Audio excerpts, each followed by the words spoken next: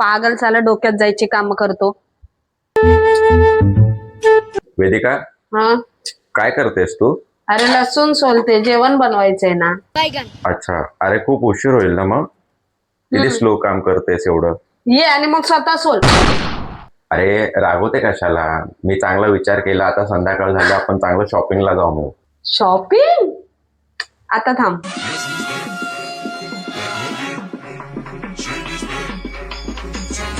और फिर देखो झटपट पटापट लक्ष्मी जी घर के अंदर प्रसन्न होके अंदर आएंगी. झटपट पटापट झटपट पटापट. और फिर ये आपको birthday party function new year Deepawali Dussehra कभी भी निकालो छुट्टे का को मारो छुट्टे का नहीं आइटम को मारो.